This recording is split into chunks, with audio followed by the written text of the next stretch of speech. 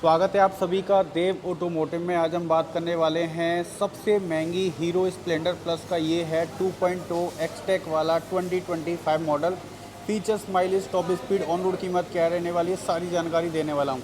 जैसा कि 2.0 वाला एडिशन है तो भाई यहाँ पर अब इस नई वाली स्प्लेंडर में आपको एलईडी वाली डीआरएल मिल जाती हैं।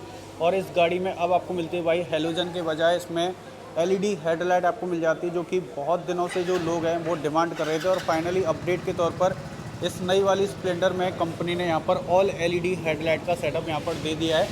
ये है भाई उस ऊपर वाली लो बीम मिलती है, नीचे में आपको हाई बीम का सेटअप मिल जाता है। ओवरऑल देखा जाए तो इसकी जो हेडलाइट की जो विजिबिलिटी है वो आपको रात में काफ़ी अच्छी देखने को मिल जाएगी। यहाँ पर हीरो स्प्लेंडर प्लस लिखा हुआ है। बाकी ये जो वाइजर है सिंगल पीस है, यहाँ पर रेड और ग्रे कलर के ग्राफिक्स मिल जाते हैं। इसका सबसे बड़ा अपडेट ये है कि अब इस बाइक में आपको भाई पुरानी वाली पैशन प्लस की तरह इसमें आपको हेलोजन वाले इंडिकेटर मिलते हैं, प्लस इसमें आपको हैजार्ड वाला भी इसमें आपको फीचर्स मिल जाता है। कि एक पहली बाइक है जिसमें हैजार्ड वाला फीचर्स मिलेगा। फ्रंट में आपको टेलीस्कोपिक हाइड्रोलिक शॉक एब्जॉर्वर वाले इसमें आपको सस्पेंशन मिलते हैं।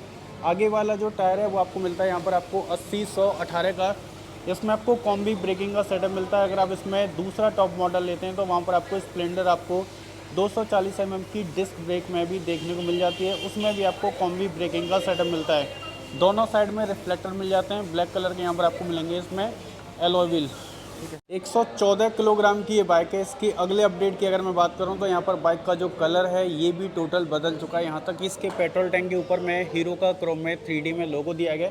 इसमें ऊपर की साइड में आपको ग्रे कलर का शेड मिल जाता है। ये टोटल एक कलर है। और बाकी ये जो ब्लैक वाला पार्ट है ये पूरा का पूरा आपको एक स्टिकर के साथ मिलेगा। बाकी यहाँ पर स्प्लेंडर प्लस एक्सटेक 2.0 की बैजिंग मिलती है। इसमें आपको 3 टोन कलर मिल जाएगा। अगला अपडेट ये है कि पहली वाली स्प्लेंडर में जो आपको टूल बॉक्स मिलता था वो साइज़ में छोटा था, लेकिन इसको थोड़ा सा ज़्यादा प्रीमियम लुक दे दिया है। यहाँ पर थोड़ा सा क्रोम है, प्रोग्रामेड एफआई की बैजिंग मिलती है। अब इसका जो टूल बॉक्स है वो साइज़ में बड़ा हो चुका है। मतलब कि ओवरऑल अगर मैं कहूँ तो ये टूल बॉक्स टोटल बदल चुका है। इसमें किक और सेल्फ दोनों चीज़ें मिल जाती हैं। क्रैश गार्ड यहाँ पर आपको एकदम प्लेन मिलेगा। लेटा हुआ इंजन मिलता है जो कि काफ़ी ज़्यादा फ्यूल एफिशिएंट माना जाता है। सिंगल स्पार्क प्लग है। यहाँ पर ऑक्सीजन सेंसर दिया गया। ये है इसका BS6 फेज 2 वाला कैटालिटिक कन्वर्टर। इसका जो ब्रेक पैड है वो भी आपको थोड़ी सी सेफ्टी के साथ मिलता है। 165 mm की इसमें आपको ग्राउंड क्लियरेंस आपको मिल जाती है। इंजन और पावर की बात करें तो यहाँ पर आपको मिलता है 97.2 cc का air cooled 4 stroke 2 valve BS6 FI वाला इंजन। ये इंजन आपको 8.02 PS की पावर देता है 8500 RPM तक। और ये इंजन आपको 8.05 न्यूटन मीटर का टॉर्क आपको जनरेट करके देता है 6500 RPM तक। 65 से 71 kmpl का ये बाइक आपको माइलेज देती है। इसमें आपको बैंक एंगल सेंसर मिल जाता है। मिलता है programmed FI fuel injection technology मिल जाती है। i3S इसमें आपको टेक्नोलॉजी मिलती है। यहाँ तक कि इसका जो ये राइट वाला ये जो स्विच की असेंबली ये भी पूरी बदल चुकी है, क्योंकि पुरानी वाली स्प्लेंडर में ये जो स्विच था ये भी आपको थोड़ा सा अलग टाइप का मिलता था। यहाँ पर एक नया स्विच डाल दिया i3S का। अब इस बाइक में यहाँ पर जो सेल्फ स्टार्ट का बटन है ये भी बदल चुका है। यहाँ तक कि इसकी जो ग्रिप है ये भी बदल चुकी है। इसकी जो मिरर हैं वो भी आपको भाई ग्लैमर 125 वाले थोड़े से ओल्ड लुक वाले मिलते हैं, जो कि ज़्यादा प्रीमियम रहने वाले हैं। बाकी हैंडल बार इसमें आपको काफ़ी अपराइट मिल जाती है।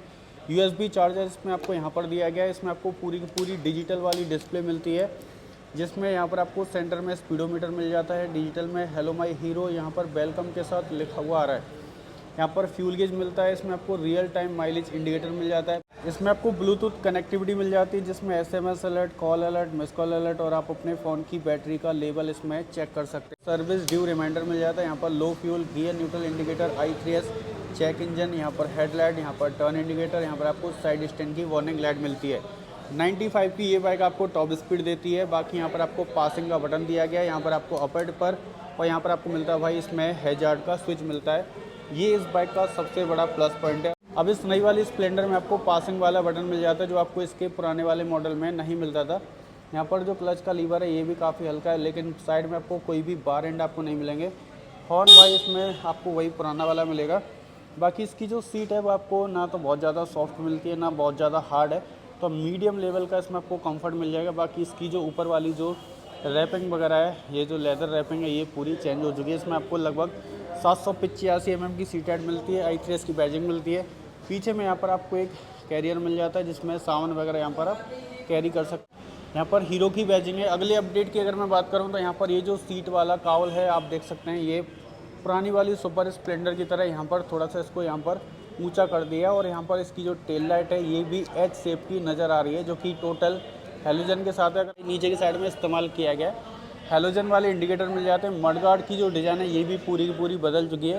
ये पहली वाली स्प्लेंडर से काफ़ी ज़्यादा साइज में चौड़ा हो चुका है। अब में आपको 5 step adjustable hydraulic shock absorber मिलते हैं, जो कि HF डीलक्स में आपको ये वाले सस्पेंशन आपको 3 स्टेप के साथ मिलेंगे। पीछे में 80-118 का ट्यूबलेस टायर मिलता है, 130 mm की ड्रम ब्रेक मिलती है।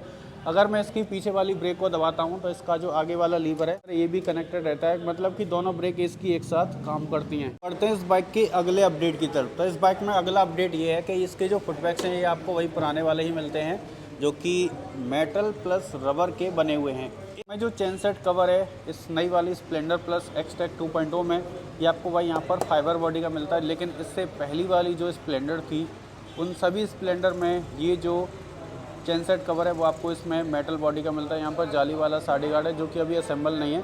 जब आप बाइक को ख़रीदोगे तो ये चीज़ असेंबल आपको करके दी जाएगी। तो इसमें आपको वही 4 स्पीड गियर बॉक्स मिलता है और पहली वाली स्प्लेंडर के मुकाबले इसकी जो शिफ्टिंग है, जो अप शिफ्ट करता है, जो डाउन शिफ्ट करता है, इसका गियर वो पहले से काफ़ी ज़्यादा स्मूथ हो चुका है। तो इसके जो गियर हैं वो पहले की तरह आपको हार्ड देखने को नहीं मिलेंगे। और बाकी यहाँ पर आपको फोल्डेबल फुटपैक्स मिलता है, जो कि स्प्रिंग के साथ नहीं है।